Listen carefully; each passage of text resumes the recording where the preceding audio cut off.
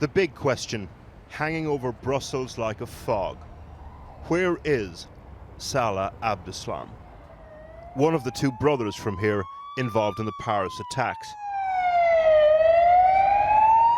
The city raised its threat level today, brought hundreds of soldiers onto the streets.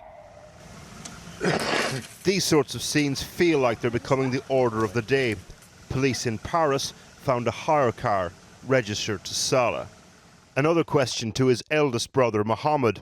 Did Salah ever go to Syria? Non. Évidemment que je le conseille de se rendre à la police. He should hand himself into the police, obviously. Our family advised him to do that. It will be the best thing to hand himself in, then justice will decide whether he's guilty or not. No question over his older brother's radical path, though. Brahim Abdeslam blew himself up in Paris on Friday night. Today, we spoke to the lawyer who represented him 7 years ago. The offence? Stealing identification papers to be sold to newly arrived immigrants. He explained that he make this store to take the identity card to sell after, but it was not with a terrorism case. This is like an ID fraud. Yeah. Another remarkable thing, friends of Brahim told him he was only radicalized very recently. We have met Brahim 3 or 4 months ago. They explained me he was normal, he was not fanatic. I don't understand. Yesterday I asked, have you seen something fanatic?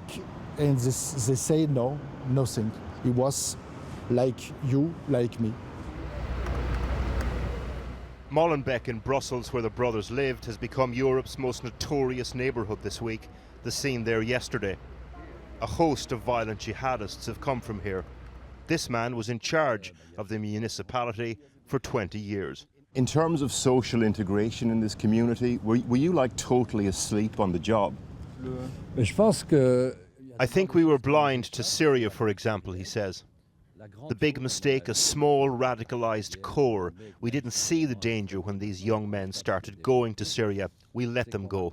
Now, he says, they're hyper-radicalized and they're back here and in the Paris suburbs and other countries. There are very difficult times ahead for all of us. This is where terrorist trials take place in Brussels. The High Court building is in need of renovation, though, so tributes to Paris taped to the hoarding. Soldiers stationed outside. The Brussels we never thought we'd see.